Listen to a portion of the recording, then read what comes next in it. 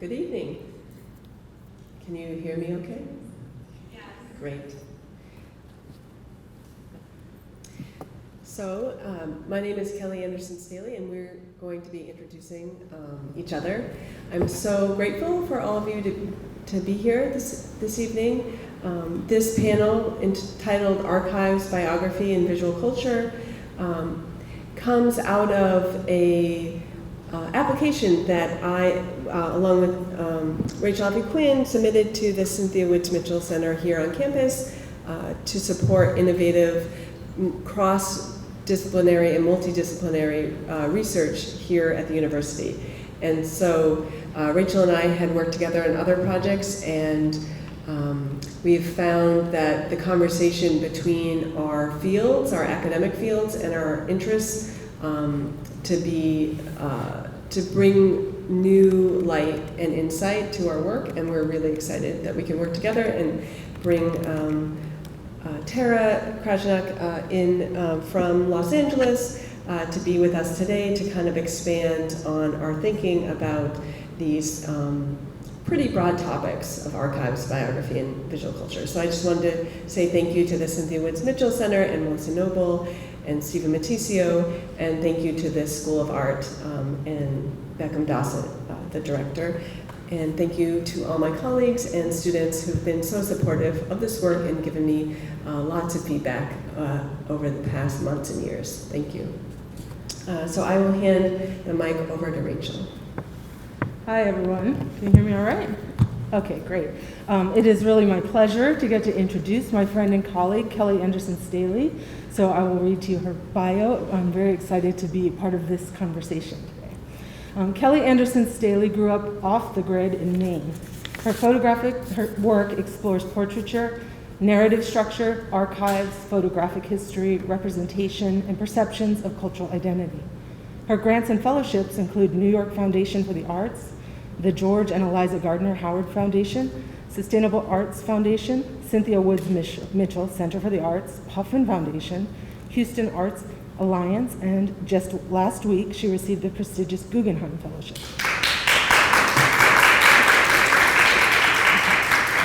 She's also received awards and residencies from Lightwork, Houston Center for Photography, New Orleans Photo Alliance, and Visual Studies Workshop, and collections that include her work.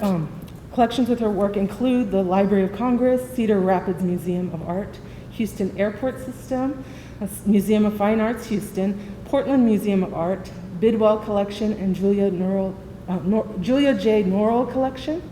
And her work is exhibited widely, including at the Akron Art Museum, the Bronx Museum of the Arts, the Smithsonian National Portrait Gallery, Southeast Museum of Photography, Shelburne Museum, Ogden Museum of Southern Art, Art Museum of Southeast Texas, and Morris Museum of Art, and Zillman Art Museum. And I had a chance to see some of her portraits, a large collection of her portraits at Texas A&M's Wright Museum this week. And her book, On a Wet Bough, which is here, is a monograph of her tintype portraits published by Waltz Books. And we'll hope afterwards you'll have a chance to take a look at some of these texts here. She holds a BA from Hampshire College and an MFA from Hunter College, and she's an associate professor in the School of Art at the University of Houston. Now I'd like to introduce Rachel. Rachel Avi Quinn is an associate professor in the Department of Comparative Cultural Studies and the Women, Gender, Sexuality Studies program at the University of Houston. She received her doctorate from the program in American Culture at the University of Michigan. Her transnational feminist cultural studies scholarship focuses on mixed race, gender, and sexuality, social media, and visual culture in the African diaspora. Her first book, Being La Dominicana, Race and Identity in Visual Culture in Santo Domingo, was published in 2021 by the University of Illinois Press and is also here on display and is only, I think, $25. Less than that. Less than that to order online, and very, very important and I would say easy to read. She was part of the filmmaking team that produced the 2015 documentary Cimarron Spirit with the contemporary Afro-Dominican identities, and her related essay about Xiomara Fortuna, Racism, Feminism, and Other Forces in the Dominican Republic was published by the Black Scholar.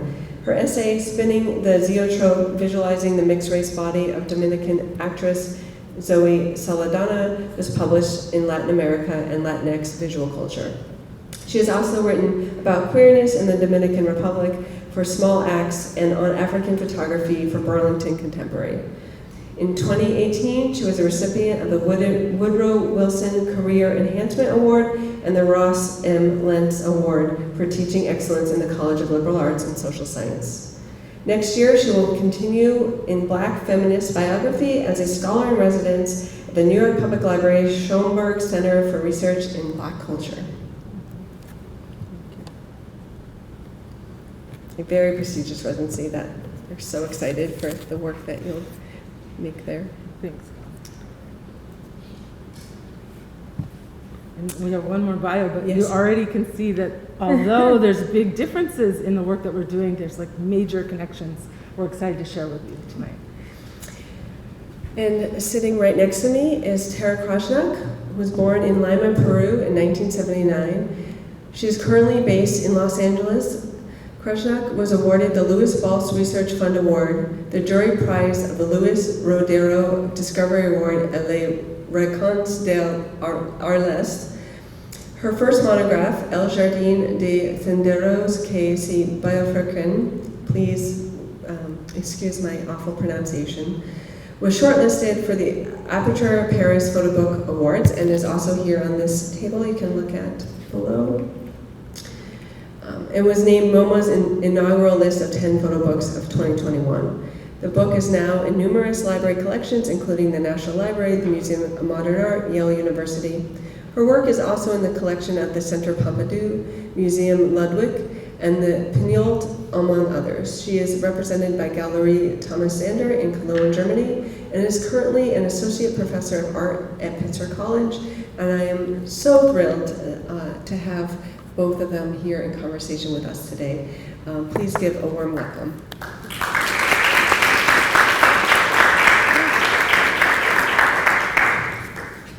And Tarrah will be our first presenter, and we're gonna kind of each present on our work between 10 and 12 minutes, and then we'll kind of start the conversation by asking each other some questions, and then probably in about an hour, we will open it up to questions from you. Please save up your questions, and we'll ask you to come down to this floor, and I'll bring the mic. And just so that everybody on the live stream, and so that you're mic'd, if you don't mind, just come stand next to the podium, and I'll give you the mic, and you can ask our question nice and clear to us. Here you are. Great, thank you. So good evening. I want to thank my fellow panelists, Rachel and Kelly, for the opportunity to be in dialogue today. And to the amazing students I met today. Thank you for sharing your work and your experiences with me, and also to the audience for being here today and listening. Thank you. So I'm going to open with really old work, which I never really do. I haven't visited this work for nearly, well, since 2004. Let's go there. This was my graduate thesis project in 2004, and in this project I was projecting photographs from my family album over my body in the studio to create these composite portraits. And as I look back on this work, I was, in a sense, creating an invented genealogy by weaving myself and my likeness with those of my adoptive ancestors. The reason I'm showing this project is because it was truly foundational to who I am as an artist today. I had no art or books in my house growing up. My engagement with photography began not with art, but with a love for the photographs that existed in my family album, for vernacular photographs. And I came to be an artist, I think, through the family album. I came to be an artist always from the position of an indigenous transracial adoptee, looking at my family album and searching for proof that I belonged and proof that I had ancestors. And this is why I've always been interested in the camera's ability to reveal what Gita Kapoor so brilliantly refers to as the nether zones of spectral existence. She says the medium always carries with it that initial magic when the camera was believed to record as well as capture a person's life soul. And this sustains the photographic imaginary to this day. And it has certainly sustained my own engagement with photography. These are spirit photographs from a catalog and exhibition at the Met called Photography and the Occult. It was probably one of the most influential exhibitions that I saw as a young artist. Oh, thank you. This composite process I used through projection onto my body was really consciously modeled after Galton's 19th century pseudoscientific physiognomic composite portraits and also Duchenne's electrode studies of the face, both of which aimed to get at some sort of essential truth or reality. They wanted to make visible the invisible. They wanted to see the unseen. And this was the kind of intoxicating promise of the early modern photographic media technology, right? To reveal to us that which could not be seen.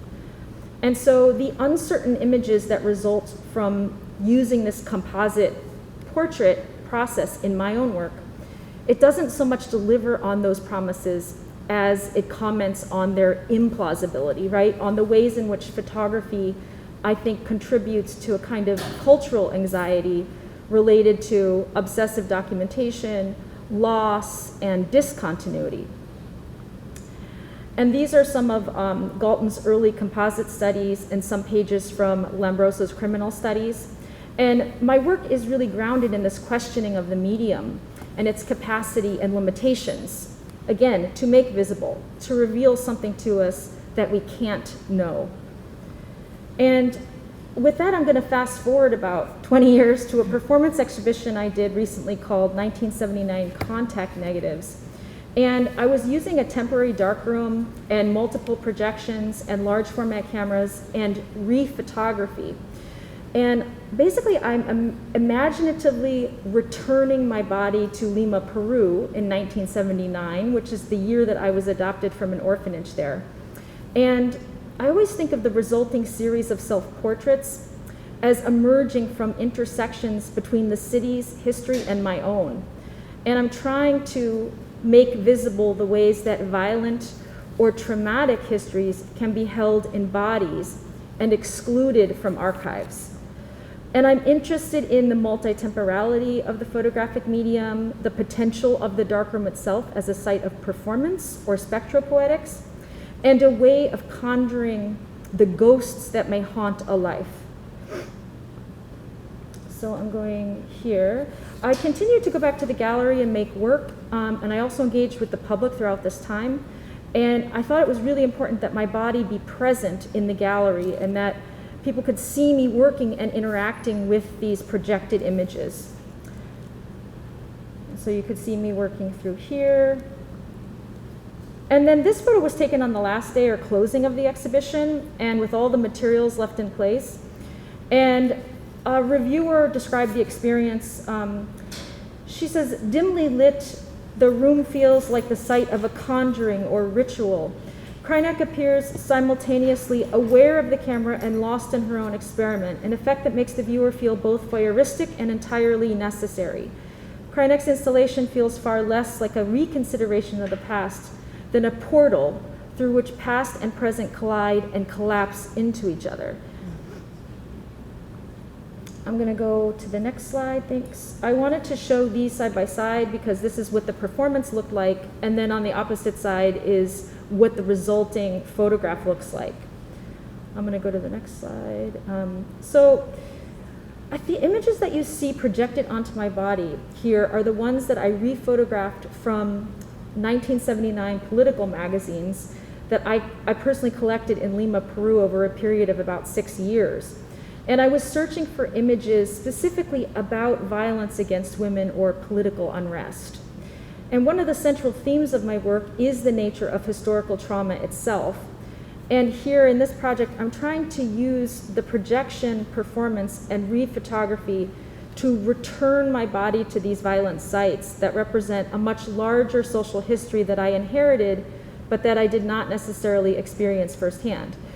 And I've used this technique throughout my book and in other works of art, and I noticed that I've been using this technique even when I was a graduate student. And the titles and dates of my work are important, and they refer to the kind of collapsing of past and present. This is Self-Portrait Turned as Crowd, 1979 Lima, Peru, 2019 Los Angeles, California. I'm going to just scroll through these a little bit quicker.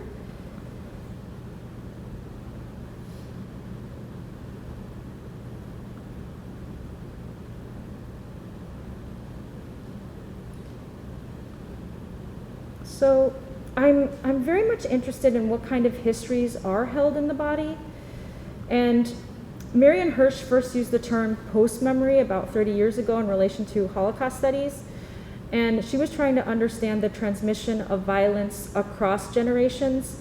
But I think many other poets, artists, and cultural historians have built upon this term since then, using it to describe stories of migration and displacement.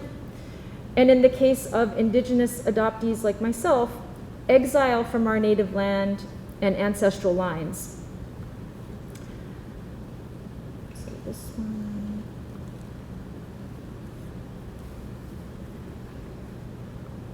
Okay, so I'm going to end here because I think there's a lot here to think about, but at the end of the exhibition, I made a limited edition zine as a record of all the negatives and positives produced, and this zine was just published in Aperture with an essay by the poet Yasmin Seal.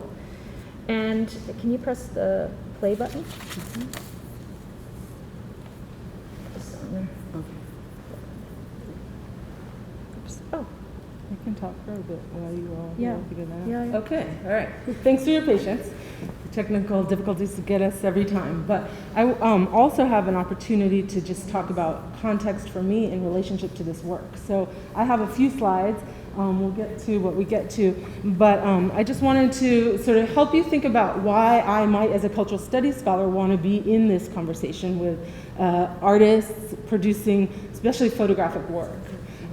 So I am a Black scholar. I also identify as a mixed race scholar, and my background is West African on my father's side and Jewish, white on my mother's side. And I grew up in a white middle class community.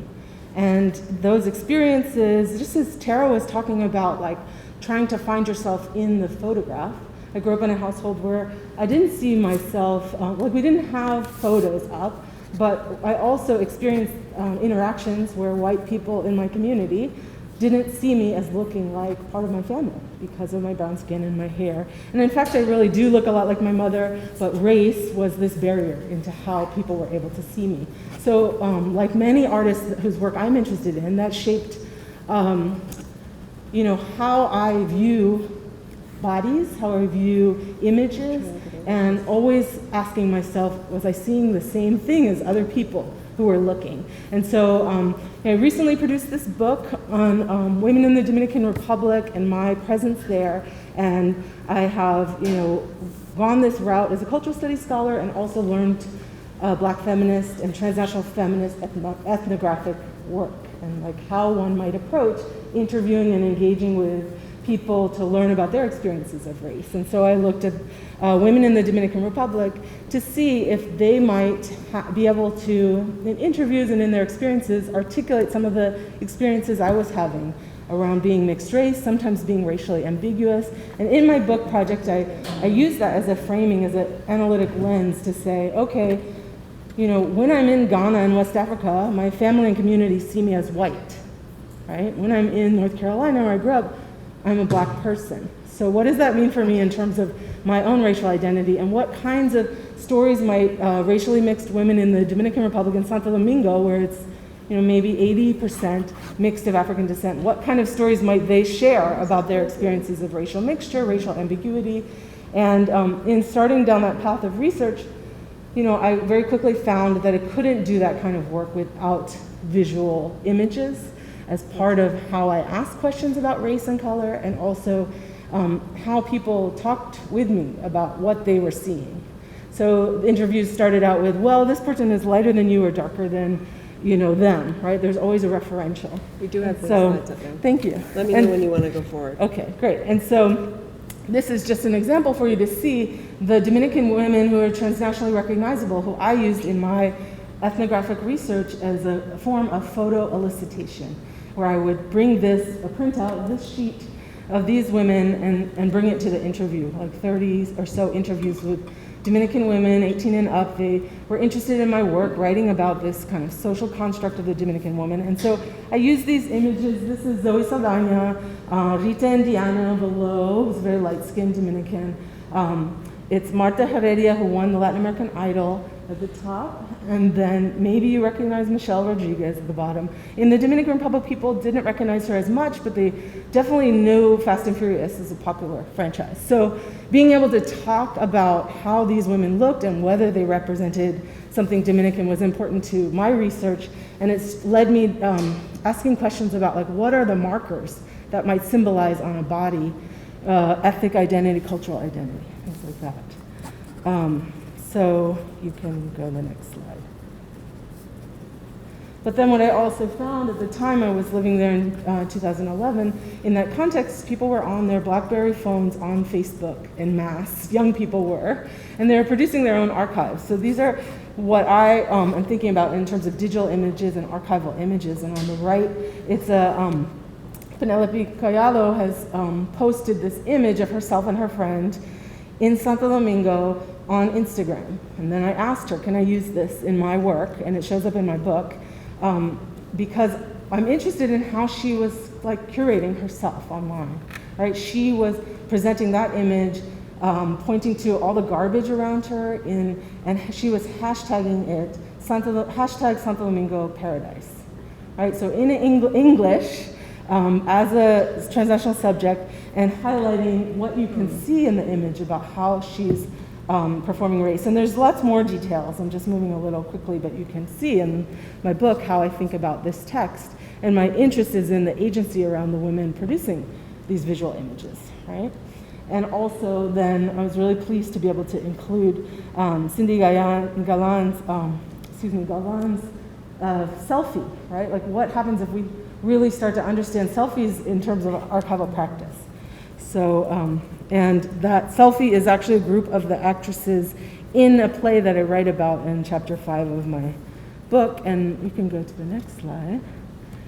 And the play is by Federico Garcia Lorca. It's La Casa de Bernarda Alba, and I had the opportunity to see it performed in 2013, and I was really interested in the racialized bodies in a Spanish text. What happens if you see mixed race, brown-skinned bodies, and there's a whole hierarchy of color. So I was, like, very actively looking at this surrealist text performed in Santo Domingo in that moment. And then I was also thinking about Federico Garcia Lorca and the fact that his, like, surrealism was leading him to ask these questions about looking and the image and the photographic through that text, and what surrealism might be relevant, like how it might be relevant in the contemporary moment. And one second. But one of the things that I learned in that process and analyzing that work, beyond getting to talk with the actresses in the performance about how they saw their own racialized identities in the text and what they claimed, and often in my research I found that I was seeing and thinking, imagining something about their identity that was quite different from how they imagined themselves, whether they identified as Afro, Caribeño, or not. And but also the work of Lorca in that particular play is really questioning, like, he constructs the scenes all surrounded by whiteness, and whiteness is a theme. And so that brought me back to questions I had very early in studying race and blackness and mixed race, because I kept, at the same moment that Keliy was thinking about identity in the late 90s, in New England private school education, and like what that moment was, I was coming to understand that I needed to be able to engage with what whiteness was, instead of always being focused on ideas about the other and otherizing. And so I'm hoping that's a piece of what we get to talk about today, because we do this work where we're always thinking about the fetishization of the other, representation of people that are not us. I'm not Dominican, but I've engaged with a feminist conversation, a transnational conversation, and I'm hearing from women about how they're represented. So we can go on to the next. So, okay, so that leads me to the upcoming project and what I'll be looking at the Schomburg, which is a particular archive, a large photographic archive of Felipe Skyler. And she is a mixed race artist. She was a child prodigy. She had a black father and a white mother from Texas.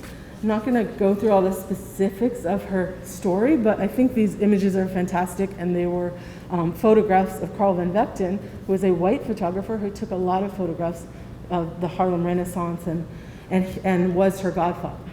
So there's some already a relationship between her and the lens and the image, and so I want to explore that, and also her relationship with whiteness.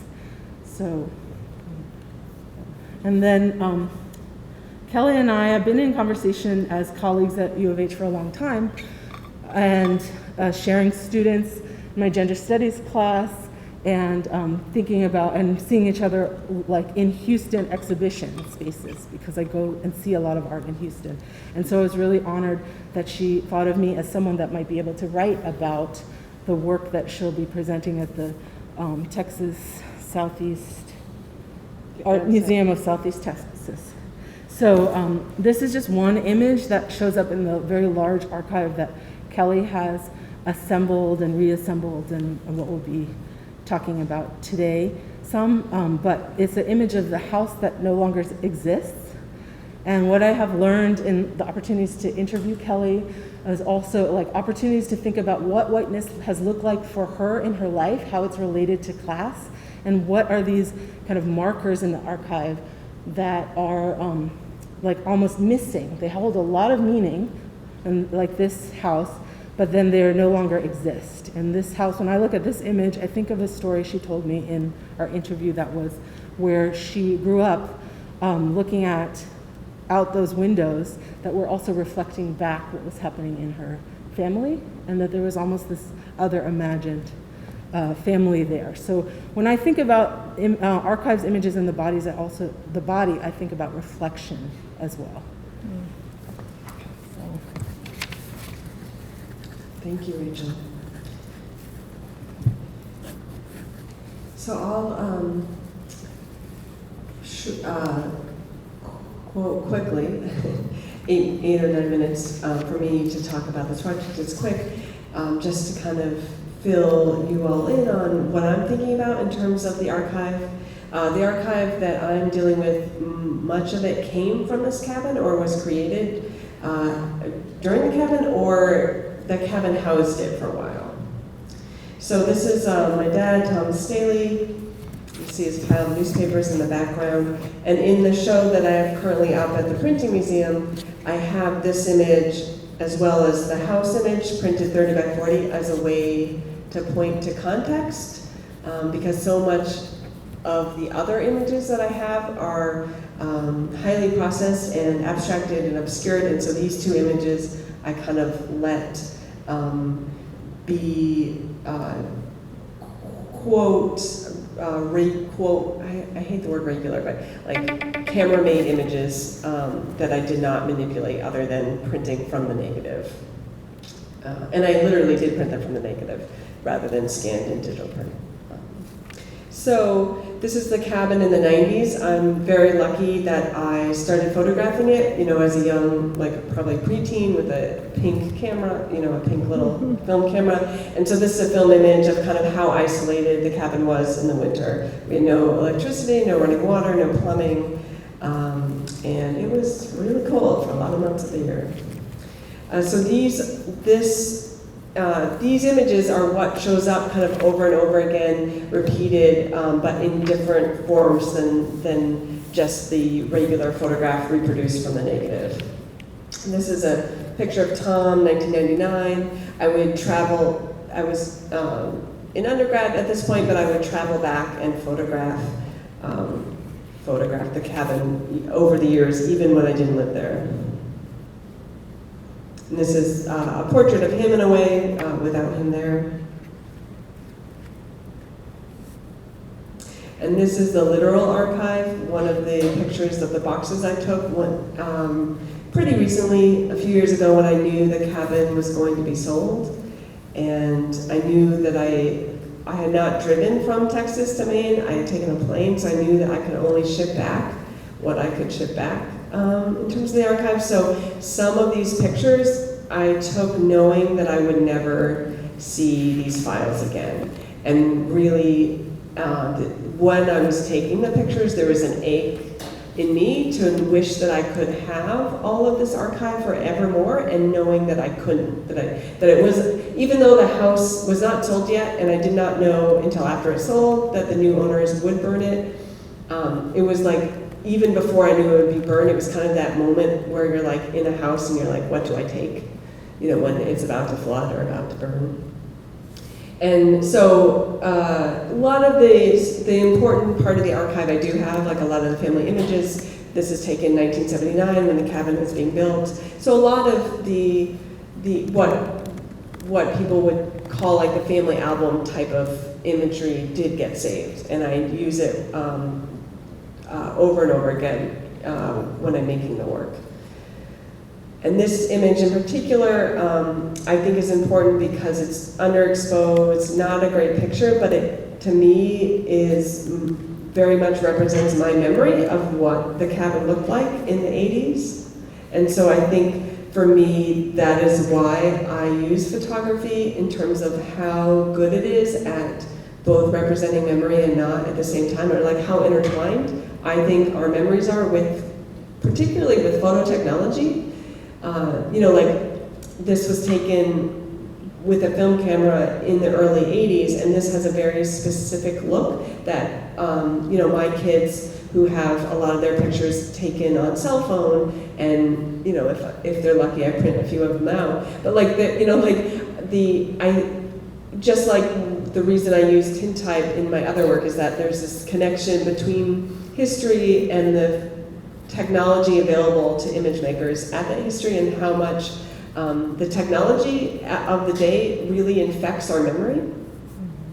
And so this is a picture of the paper archive, and so I use the paper archive as negative. So instead of a regular negative, I'm pushing light through paper, and so the paper becomes a negative, so this is just a picture of my process. And that green color is actually what the cyanotype looks like when it's exposing. This is one of the first cyanotypes I made in this project, March 2020, you know, right when the city shut down for the pandemic. I was thinking about how to turn this archive into something other than just scans.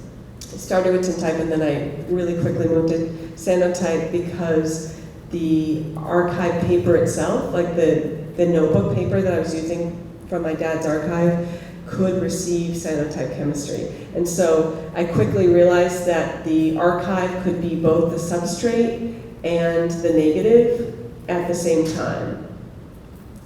And so I'm using, kind of layering the one-of-a-kind archive paper. Sometimes I scan it, so I have a massive scan archive too. And then I kind of destroy it or change it permanently by cyanotyping over it. And so I'm intentionally layering a lot of these things to both obscure the story and question my father's role in the world and his father's role. And the story gets slightly more complicated in that the dad that raised me in the woods of Maine was not my biological father, and I found this out at 12, so I think that between, like, during my formative teenage years, stuck in the cabin in the woods, I did a lot of wondering about who I was, who my father was, what types of culture and identity that I could potentially be.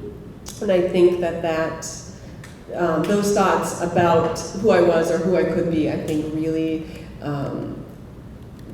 impacted why I photograph, and maybe why I have photographed thousands of people. I think for many, many years I was photographing before I ever got in touch with my biological father, and I was always in the back of my mind curious about if the person I was photographing was related to me.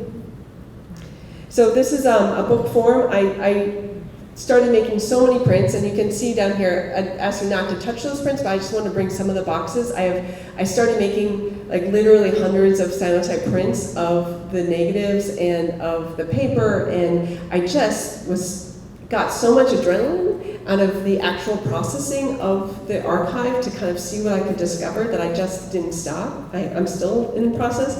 And so that's pretty early on, like spring, summer 2020, I started making books because I realized that the book format could be a way of containing the story, and then I could kind of tell different narratives and different parts of the family history through different volumes of literally different books. I also started making paper quilts so that I could I could kind of time travel in a way of like putting letters from my grandparents to my father from the 70s in with a letter that my father might have written to my mother much later. And then my grandfather, Eugene Staley, Tom's father, who was an economist, I could put his texts and letters in from the 30s, 40s, and 50s. I could put in my father's draft delinquency notice. He protested the Vietnam War and refused to go and be a soldier and dodged the draft by leaving the country. And that is part of, and then his father wrote about the Vietnam War and worked for JFK in 1961, and my father blames his father a little bit for having a part in the war. And so that U.S. Very intense American and Vietnamese history is intertwined, and I'm kind of sitting here in 2020 and questioning both their roles, you know, and kind of the ongoing historic trauma of that war, but you know, both obviously the trauma that happened in Vietnam, but also the splits and divisions that happened within American families in terms of their feelings and thoughts about it. And so I also started embracing abstraction a lot, putting natural objects, like in this case sand and water, on top of the folders to kind of allow for, again, referencing the stories that weren't being told. And this is a cabin in winter, and this is the cabin site after it burned. And this, again, like this roof, I'm turning a lot of images on their side, thinking about like why do photographs have to be vertical or horizontal, and does turning them on their side upend our ideas of what they are and what they represent. So I'm playing a lot with asking questions about representation and authorship, like who am I to rewrite my father and grandfather's stories, and also talk about my mother's side of the family and how her story intersects with Tom's.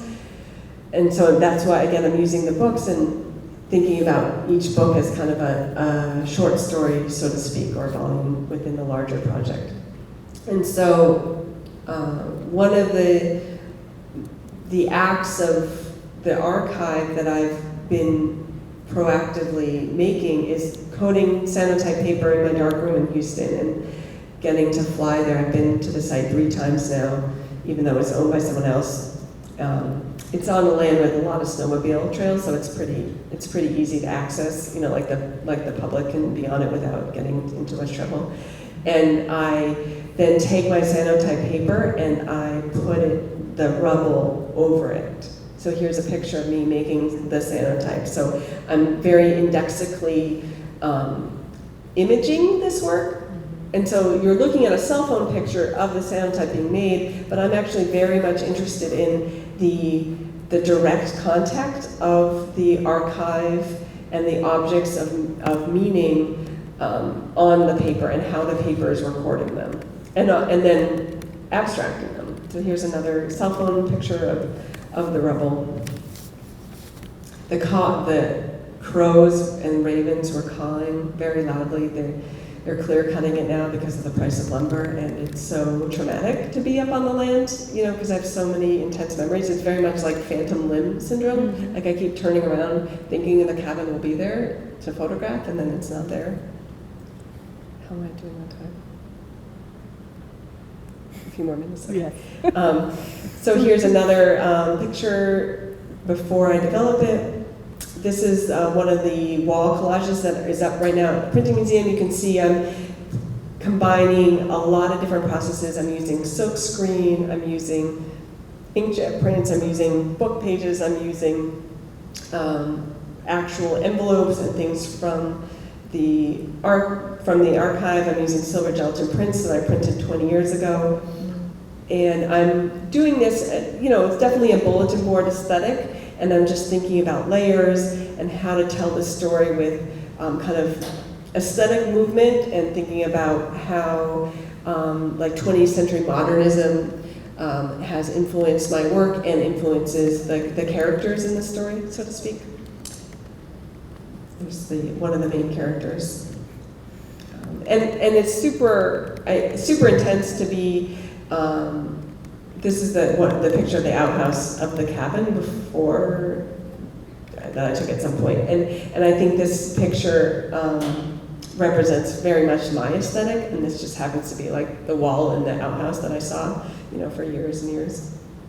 Again, a landscape on its side, and a negative, so really trying to kind of invert as much as I can to upend the story, and specifically thinking about my family's inheritance, like the inheritance of their legacy, of especially my grandfather and his privilege of being uber educated, and then being an educator himself and a professor at Stanford, and kind of what and how he was able to affect global policy because of his status, of his history of being a white man of European descent in the United States, and his education. And then kind of the tension of my father trying to deny, like trying to run away from that and hide and really be in the woods and be like, I'm just a hermit in the woods, you know, like, and the privilege of getting to go off the grid and kind of make those choices. This is a collection of tintypes of both fathers, so one the biological father and one the father that raised me, and they surprisingly look a lot alike. They're 11 years apart. That's part of the project. And then I'll just kind of quickly go through a few quilts that I've made that are up on view now. Using silver nitrate for the browns, really thinking about palimpsest, like layering, kind of obscuring the story. There's my mother was very much like in a way, the puppet master. She's kind of the reason all these matter in my life. And then more books.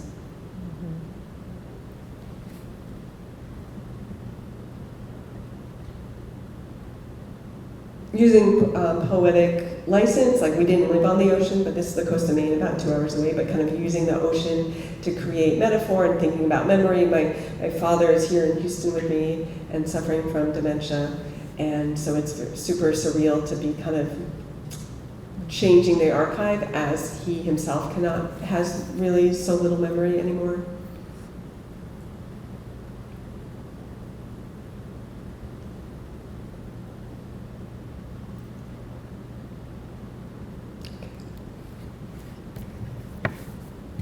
Okay, so I get to ask you all the first question, and I wondered if you could actually speak for the audience about how you think of what an archive is, and that might go into what the parameters are for you of your own archive in these projects. And I'm thinking also about how I face like a large digital archive, and I want to know like what overwhelms you about the archive in the ways that you've been wrestling with that concept, or whether that's physical gathering of objects or images. For me, I mean, one of the things that overwhelms me is, the ownership over the image. Who gets to decide, right? That you've already started talking about, Keliy, like the decisions that we make if we're creating our own archive, and who gets represented in that, and whether we're deciding if we take old family photos, and bring them back into view, that, what power we have in relation. But my question is, how do you think of an archive? What does that mean to you? And then what overwhelms you about that? Sure. Should I go flip back to your images? No, that's okay. I think. Chat.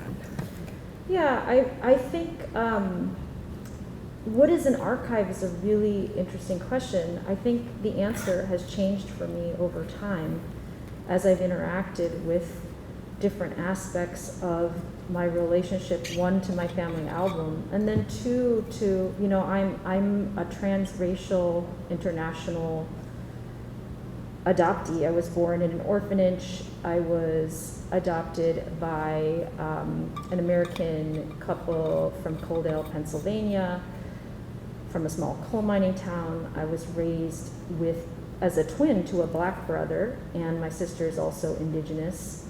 All three of us were adopted, and we were raised in predominantly white, suburban, working class, moved around a lot, So there's a lot of complexity there, and I think the reason why I showed my really early work is because, I didn't know that my family album was an archive and kind of held all of these. I wasn't really thinking theoretically at that time. I was much more reacting to the archive as material.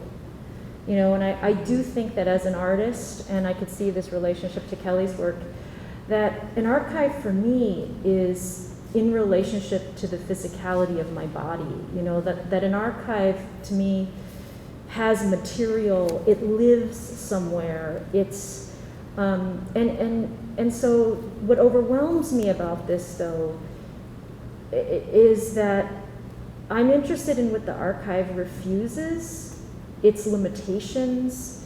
One of the questions I'm always asking in my work is, how do we listen to the silences and the gaps in the archive? And how do we account for voices that go missing? Because I have a vast archive of my adoptive family, right, in terms of our family album, going back at least to the time that they came over as coal miners, right, from Czechoslovakia. But I was born of rape. My mother was indigenous. My very life circumstances are a result of a long process of colonization and displacement of indigenous people and families, and erasure and disappearance of indigenous peoples. So, and my relationship to indigeneity is very complex. Mm-hmm. There's also this idea of who has the right to claim indigeneity. And as I've been researching this more, the problem and I think what overwhelms me is that when it comes to people who have been disappeared, people who have been displaced, I feel a form of exile from my body's relationship to my home country, where I was born, my ancestors, and I think the one thing that overwhelms me is the whiteness of the archive, right? When I think about who's visually represented, who goes missing. And so much of my Peru work, started when I was nearly 30. I went back to Peru for the first time. And it was trying to locate any trace of this rape story of my mother that may exist in the city itself. And there's no records, and each time the war is recounted and retold, Indigenous women's stories go missing from that archive because, number one, it's shameful. Number two, it's very, there isn't any recorded written history of this. And so to ask the hard questions about, like, how do you make work about, being born of rape, like, that's a very difficult question to ask. And it's also a lot of emotional labor, right? So the archive for me is very much like material based, and it's also invisible. It also refuses. It's also full of gaps and silences that have to, in large part, and I'm going to stop here after this, but I'm very interested in writers like Saidiya Hartman who invent and use invention and imagination to listen to those silences, right? And so visually, like what I'm doing in my book project, which I didn't really show or talk about, is sort of visually trying to do those same, using those same strategies to try to listen to those gaps. So. Wow. I agree about the gaps. I think I'm super overwhelmed by the amount of paper that exists in my archive, and how even if I had like years and years and years to read all of the archive that I'm dealing with, like someone came up to me at my opening and had read something on one of the quilts that I had never read before and asked me a question about it, and I was super startled that I even though I have processed the work, some things I still don't know. And I think that's the interesting thing about the archive is I think there's this like misnomer that like archives hold some kind of truth and hold the answer, and I feel like it just keeps slipping away. Like I want to know what the archive can tell me, and then I think in some ways I'm showing through the work about, like I'm reinventing the archive, I'm rewriting it, I'm highlighting, I'm redacting. Oh, my Teams is on.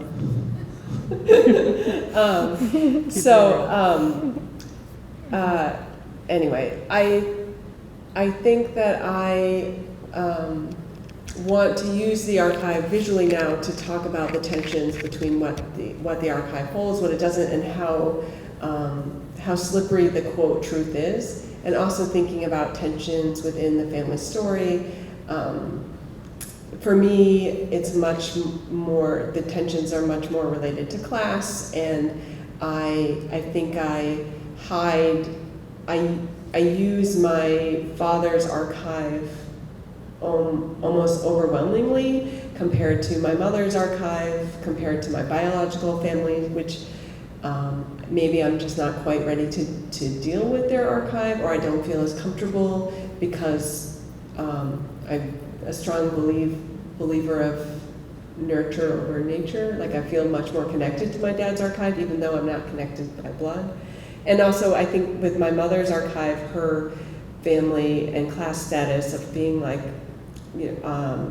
lower middle class Irish immigrants who economically struggled, and how she barely graduated high school, and then kind of was searching for love in life, and had many, hopefully she's not listening,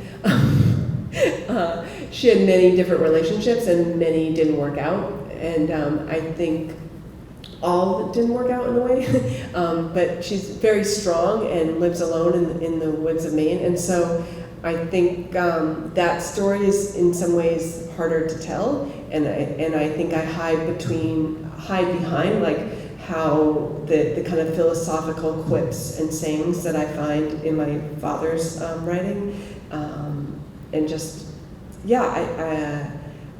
I think that the archive is totally overwhelming, and I'm not, I feel like not even halfway done, and I almost wonder when I'll be done kind of processing it.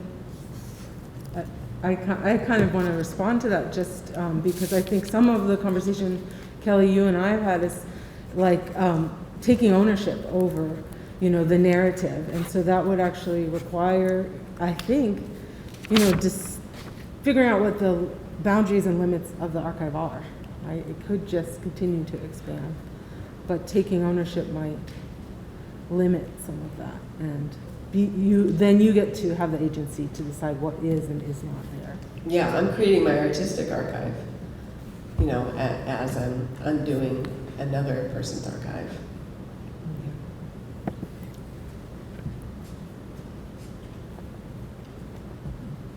Do you want to ask a question? Well, it just occurred to me that, one of the,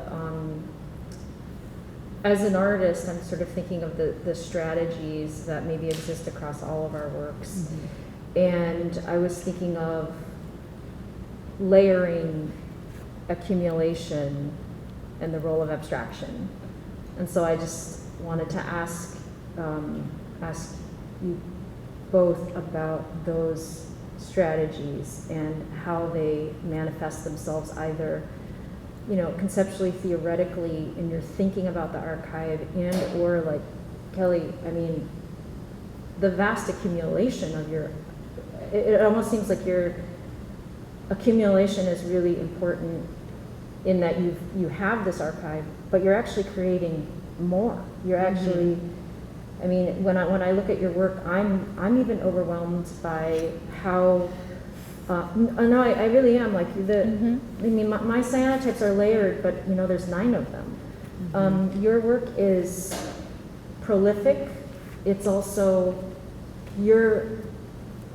I wonder about the accumulation of this project. Like, what role that plays, and how do you understand that? Like, how are you understanding your own accumulation? Like, how is that in your work? You know, I'm really curious. That's a good question. I think I'm kind of going back and forth between trying to be indexical and try to get all the information in. I really wonder sometimes if I'm overestimating what I'm able to transmit to the viewer. You know, like, I know the stories, but am I really transmitting any of them, or am I hiding behind abstraction, like hiding the salacious or the gory or the boring truth of family relationships and history? Like, this is a picture of slides. You can't tell that it's my mother 9 months pregnant with my youngest sister, who is my father's biological daughter, you know, with me as a 2.5-year-old, you know, those family pictures that are often so romantic and romanticized that in some ways I'm abstracting them and letting the viewer kind of see the link, you know, like the ephemeralness of it, but not really showing the romanticness. In some ways, I think I'm trying to take out the sentimentality of family pictures and past, and also like some of like the picture in blue, I kind of think of almost as Rothko. Not that I love Rothko's work, but just like if to me it references like the solidness of thinking about how we can, as art viewers, get lost in something that we think of as sublime. Sometimes we think of Rothko as sublime, and so I'm thinking about kind of, but there's also technically the shape of a slide, you know, at the same time. So I'm using these meta references to photography to also kind of reference again what happens with our memory of slides, how they kind of go blank, you know, in the long run. Or, you know, I definitely see them going blank in my father's mind, you know, and thinking about old age and what do you leave behind. I don't know, it's complicated. But I think I'm using excessive production as a way of obscuring and as a way of not setting one story. It's, you know, very much like why I'm not writing a 300-page memoir, because I don't want to commit to one particular story, and I'm actually okay with the meaning of things shifting and my understanding of things shifting. And it seems like in your work you felt very differently potentially about the images that you found in Peru in magazines 10 years ago than you might feel about them now, and like your understanding of what those images mean to you has shifted. Yeah, I definitely think like I was engaging with, I mean, I've been taking a lot of writing courses over the last 5 years, and I was thinking about this idea of the point of view, and then the point of telling, and that each of our, if you think of the point of view, your own point of view, and you tell a story about yourself maybe from when you were 20 years old, and then you tell it again when you were 30, and then you tell it again when you're 40, and then you tell it again when each of those different versions is going to be very different. And so I'm really interested in that kind of like tension between like how the point of view and the point of telling can be really radically, it shifts and changes over time, and to contend with the multiple selves that exist in the telling of those stories, even if it's biography, right? And it kind of reminds me of the way that you're using accumulation and layering in the work, is this kind of tension between the point of view and the point of telling, which I find that really fascinating. So, oh, you have your own.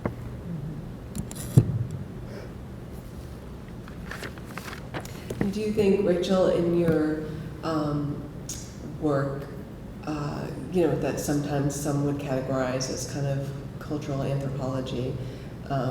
No, bad term. Sorry. I'll let you categorize it. But do you find, like, when you were doing research for your work, that it was hard to wrap your not to wrap your mind around the entire archive, but was it? I was actually very impressed with how few images you reproduced in your book, in terms of like really being minimal in terms of what images represented the ideas of visual culture that you were thinking about.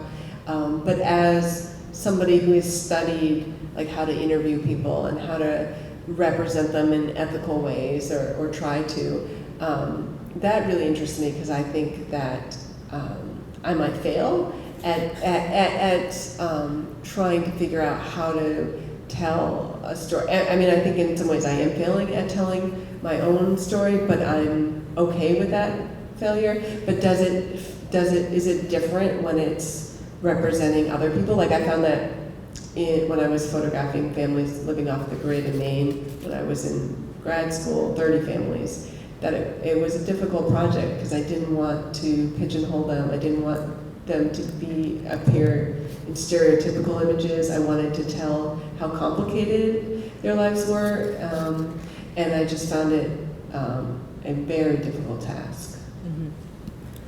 I do think that I fail, but I also hear us talking about how deeply we're wrestling with these ethical questions, and that is some like successful work around these issues. And then I ask myself these questions around gender, and is this feeling of like being inadequacy in like what choices we're making, a very gendered positionality, and that's one of the things that makes it interesting to look at the archive you're working with, Keliy, and the confidence with which your father, that Tom was like building this archive, and like gathering knowledge and producing knowledge, and that was a legacy that he kind of inherited in terms of Eugene kind of producing knowledge to tell everyone else this like thing that he perhaps believed was a truth that we should understand about the world. Right, yeah, Eugene had about 25 different economic textbooks that I get to dissect and sanotype. And luckily a lot of them are still online at 8 books for like $10. But yeah, I wonder, I think actually it made me not want to write in diaries as a kid, because I saw him like scribbling so much, and I was just like, but he just puts it in a closet. Like what is all that writing for? I mean, someone could say the same thing about all my sanotypes now. Yeah, I mean, that's a really good question for people that are dealing with other types of archives, of like how intentional was the person creating the archive, and then how does that come into play when you're trying to describe the archive or make art out of the archive, of like what were the original intentions of it. Intentional, and also this sense of authority. Who gets to feel that authority over the narrative? When do I often feel an authority over the narrative? When I'm talking about my own epistemic knowledge and personal bodily experience, and that ends up in my work and my analysis as an authority. But I don't, unlike some other scholars, assume an authority over certain subjects. So I'm always wrestling with that. And so I guess, I mean, I might have put more images in the text that I produced, but I do realize that people are engaging them in very different ways. And so the minimalism, I appreciate that reflection, because it allows people to then sit with the image longer, I think, and see that there are all these layers. But what I struggle with is like being inundated with the digital image at this moment, and what can I offer to help people see it in certain terms, and that there perhaps is no truth, right? It's my perspective and analysis brought to that seeing, and particularly when I want to talk about race, and I'm talking about light-skinned Dominicans that might experience, being white Dominican in one context and being racialized as other in another. And then to add a gender analysis and lens to that, when very often it's not getting rigorously analyzed in Dominican studies, because the purveyors of history who've written that Dominican story have been predominantly men. Yeah.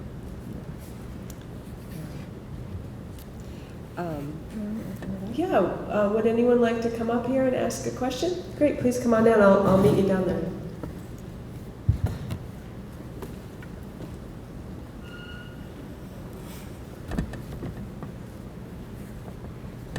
Thank you so much. This has been so fascinating. I'm going to be a little bit selfish and ask 2 questions if I can, but I'll try to make it efficient. My first question is about the generative force of biography in all of your practices, and what you might say to critics who might say that biography is a sort of limiting framework from which to generate creative or research practices. And then my other question is about each of your relationships to feminism, and how you think, to what extent you regard or think about feminism also as a driving force in the practices and the research. Thank you. Thank you for those lovely questions. We'll share that mic, and then the next person can just grab this. You want to? Oh, sure. Go. Well, I mean, to the first question about biography, I mean, I think, I have a podcast called The Careful Photograph, and I'm specifically talking to photographers of color, and I do think that there is a kind of way in which our work is always positioned as being about our communities, about ourselves. I think there are many different entry points to my work, and in a lot of ways, the easiest way to enter my work is through biography, right? But there are multiple ways that the work itself is not about me. It's about kind of these larger questions having to do with the nature of the archive, the transracial body, memory, the ability of the camera to, record that which cannot be recorded. Those are the important questions in my work. And, when I think about abstraction as well, I had a conversation with photographer Aaron Turner. And, my main question was, who has the right to abstraction? And this is a similar question, I think, about biography and the kinds of ways that the art world tries to market artists of color. And, I do think that that there's a little bit of that going on, but also I'm not afraid of biography either. I'm sort of like, at this point in my, career, when I was younger, I would be like going to crits and people would say, oh, identity's over. Because it was like the early 2000s, right? Yeah, because we had identity politics in the 90s. Because the 90s, we see this moment, and now we're in this kind of post-Trumpian moment, right? Where all of this is coming back. But we've seen this before. And, I feel like we're in this hyper moment of, identity being on display, and it's also packaged for white people in a way. This idea of biography, identity, our communities, right? And oftentimes I think there's so many other ways to think about the same artwork, There's so many other entry points. So, I struggle with that. I question it, but then at the same time I was like, I think biography, when my students want to make work about their families and their positionalities, I'm just really supportive. I'm always like, that's a great way to start. That's a great question to ask. Move from there, and then you'll build a different kind of framework, right? So I'm no longer, trying to avoid biography, but I do think that there is a way in which we are kind of forced into this framework. And then the other question you asked was about Feminism. Feminism. Oh my gosh, the role of feminism. I'm going to pass the mic on, but I would say my work is very feminist. I would say yes. I embrace my work as feminist work. I think it is feminist work. Of course, it's feminist. Okay, so I'm interested in embarking on this project that is a Black feminist biography, in part because there's a large conversation happening, I think, with some great biographies coming out right now, like Keisha Blaine's work on Fannie Lou Hamer, and also I really love Shannon Green Benjamin's book about Nellie McKay, the scholar, Black woman feminist scholar.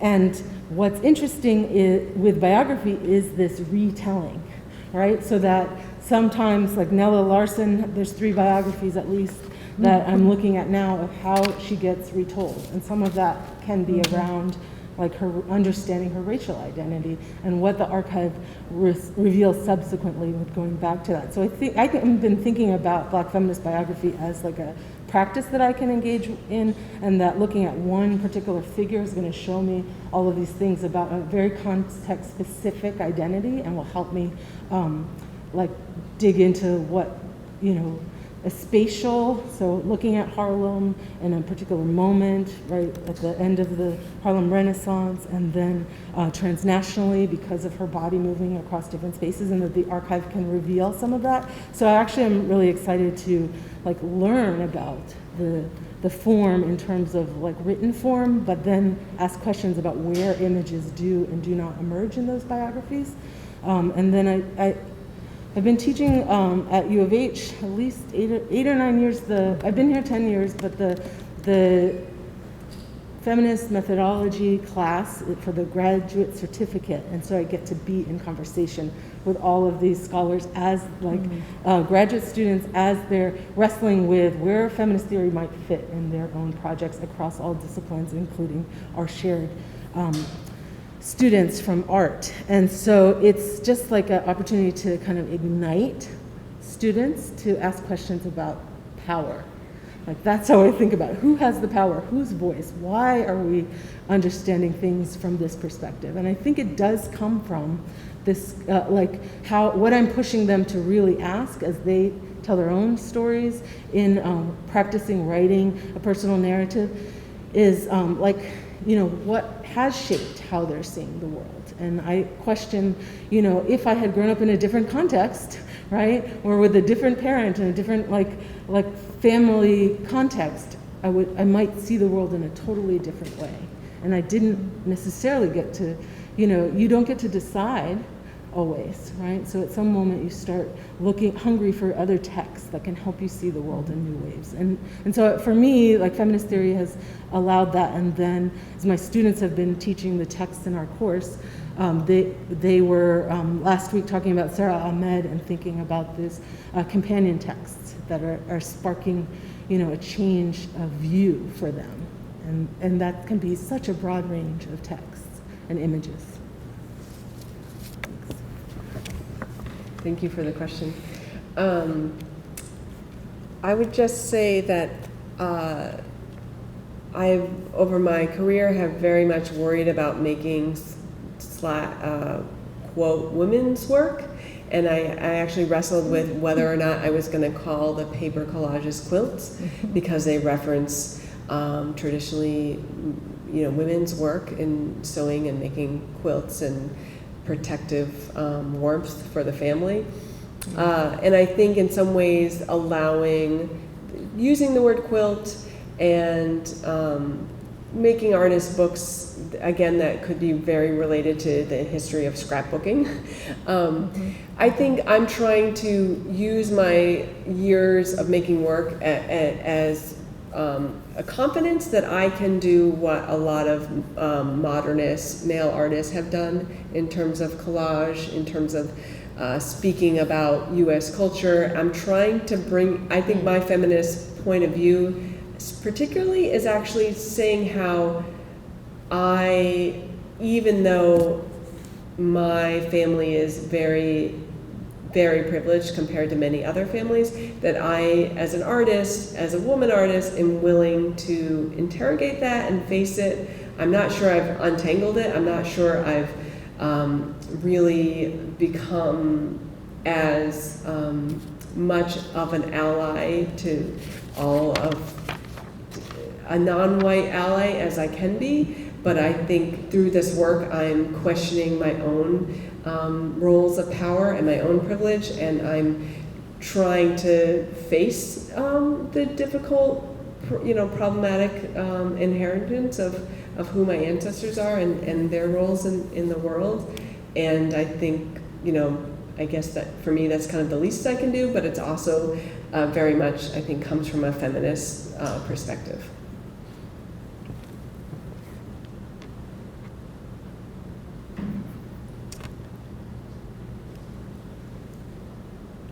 We have time for more questions if anybody wants to ask. You can just holler if you want. Yes.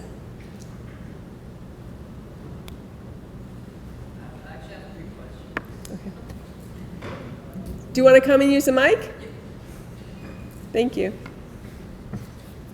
Yes. Yeah, it came to all of it.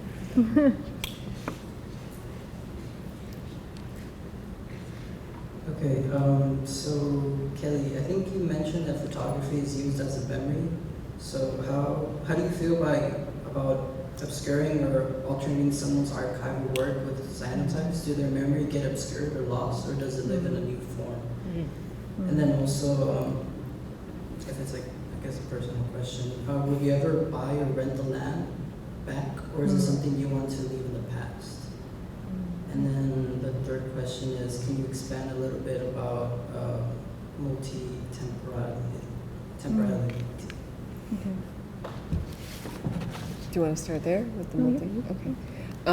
I really regret the land being sold. I can tell you that much. It sold for about $80,000, 90 acres. Tragic. But I wasn't in a position to buy it, and neither were my siblings. And in some ways, the ache and the hurt and the loss, drives the artwork. And I think of the land and the cabin as a character in my book, and I actually feel really lucky that the inhuman character died first, and all the other characters are still living. And so, in some ways, the death of the cabin was a very aesthetic death.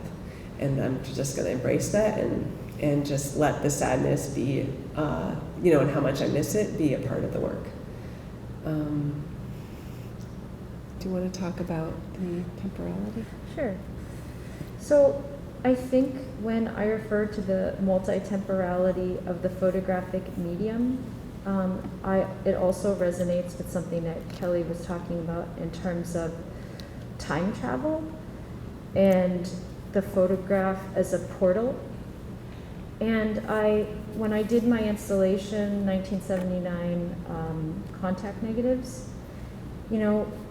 the reason why I wanted to have my body present in the gallery with all of these archival images projected is because it was a kind of conjuring.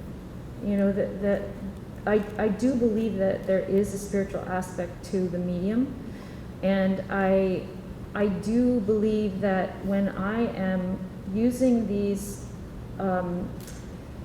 archives from the year that I was born, that I've often referred to my work as kind of conjuring a kind of psychic history, that many times as an adoptee, as a transracial adoptee, sort of thinking about, I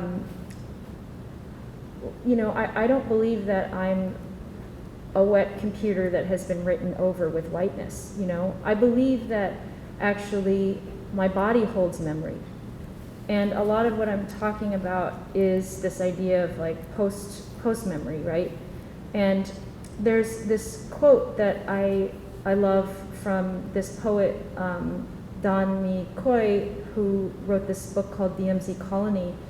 And she says, memories, memory's child. My memory lives inside my father's camera, the site where my memory was born, where my retina and my father's overlap.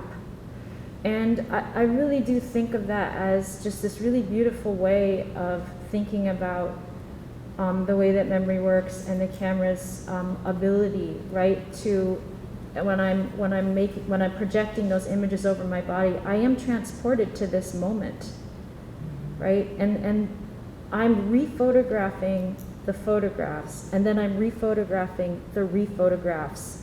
So there's all of these moments in time that are represented by each of these moments, encounters with the archive.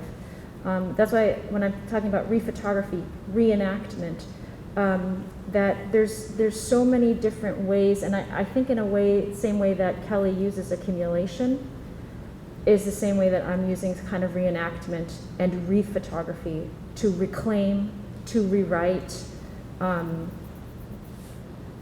So I think I'll end there, but thank you for the question. Yeah, and I just recalled your first question about memory and cyanotype, and I do think in some ways I am intentionally canceling out, we talk about cancel culture. I'm not necessarily canceling out all of my father and grandfather and forefathers' power and privilege, but I am really strongly interacting with it and changing it and creating new meanings and new associations, and I'm doing that intentionally, and Rachel was talking about kind of, I'm taking control of the narrative in the way that I want to, and in the way that maybe I, as a young child, as a daughter, was not necessarily taught that that I could be the one in control of the narrative. I mean, certainly my mother was not taught that, and I do think that it's slightly violent and slightly I guess socially unacceptable. I mean, I do feel some guilt about it, but I think with art, you have to take risks, and I guess I'm willing to risk what my cousins and relations might think about my project, just because I'm so interested in doing it, despite the kind of the outlandishness of destroying the archive. Yes.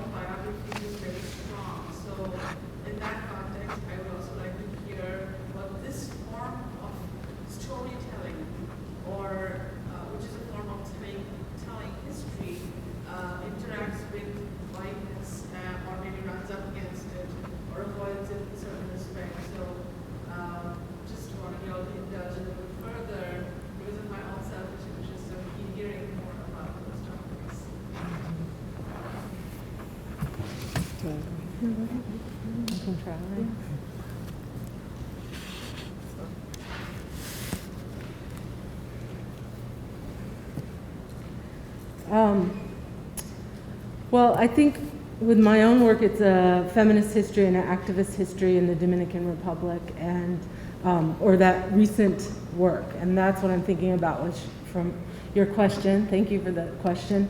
I think I also sort of shy away from and have some anxieties around history and plotting out, the actors of history and who did what, and feeling like that's also a currency in studying the Caribbean and how people talk about place.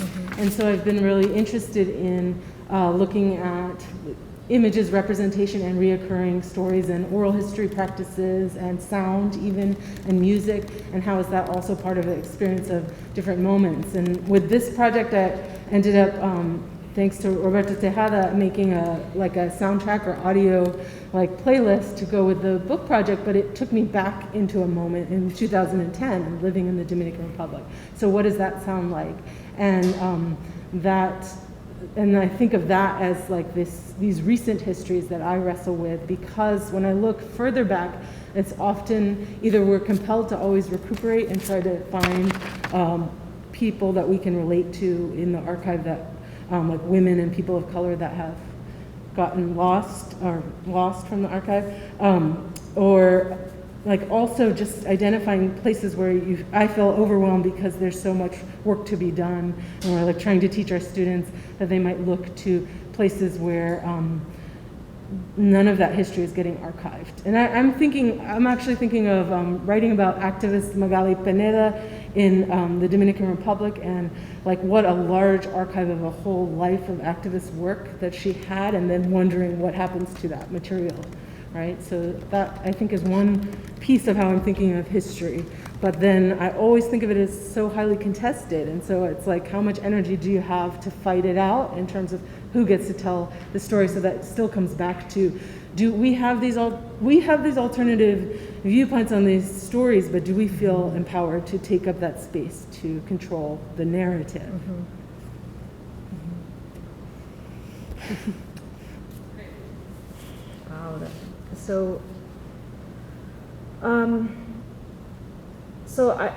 Your question is about the telling of history, and so the first thing I want to say is that my work is, and I wrote this down because I think I come about this.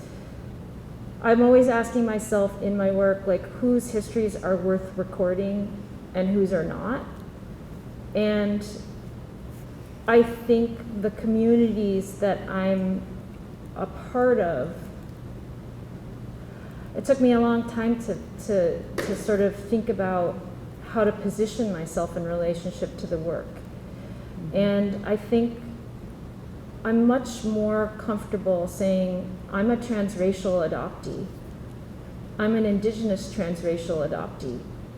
And that is the only way that I'm able to engage with these histories, is through that lens of the transracial body. And it's a complex one, because, as I said, I think I've been cut off from other ways of knowing.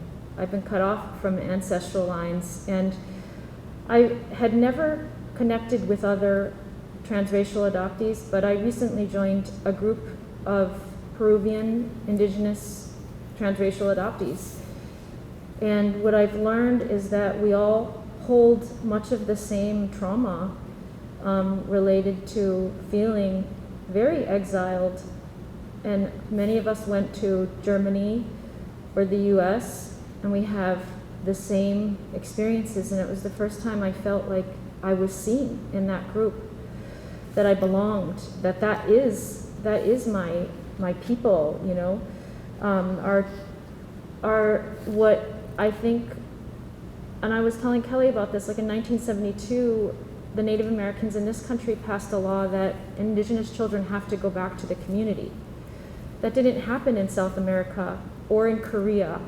And what I'm learning is that all of these adoptees that are now 10 years younger than me are very brave and going back to their countries and demanding to be recognized as Korean, as Peruvian, as Chilean, because many of their adoptions and many of our adoptions are corrupt, coerced.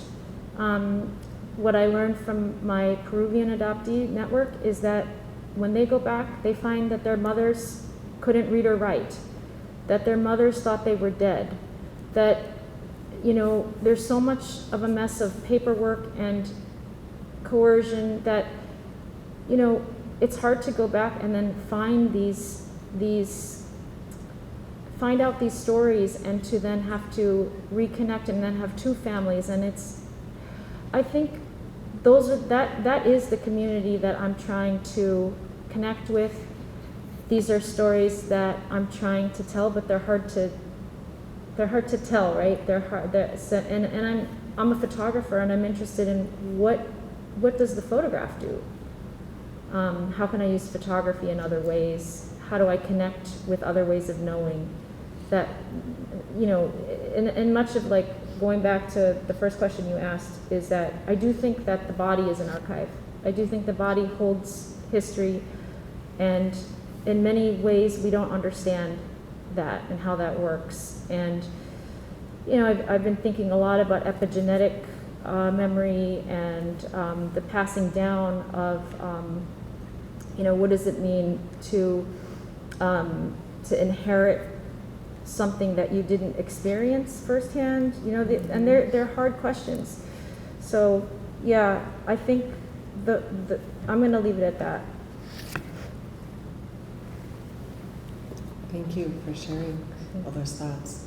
I'll try to be really brief. I think, like what Tarrah was saying, I am trying to tell a different story than I was told. I'm untangling lies. I'm untangling a lot of people, when I met them when I was in college, thought that I had grown up with a really strong environmentalist, and, like, in some ways, like, my lifestyle growing up off the grid was very noble and, like, maybe might help save the world, you know, in terms of the environmental crisis. And I really want to undo that, because I do think that it was much more about, yes, we had a low carbon footprint, but it was really, really intense privilege that brought us to the, you know, those acres in Maine that we could live off the land, but yet still have a vehicle, still have propane, use a lot of wood to heat.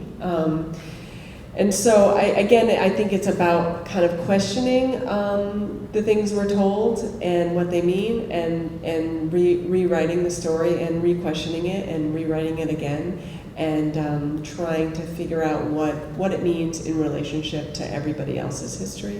And so, you know, kind of, I think that's part of what keeps me motivated and curious about, you know, how can I retell and undo these half-truths. And it's 7:11, so and we don't have to leave the room technically until 7:30, so we can turn on the lights if anyone wants to come down and introduce themselves or look at any things. Please take a postcard. There's a closing of 2 grad students, Julie Kidd and Saran Anderson, are having a closing at Elgin Street Galleries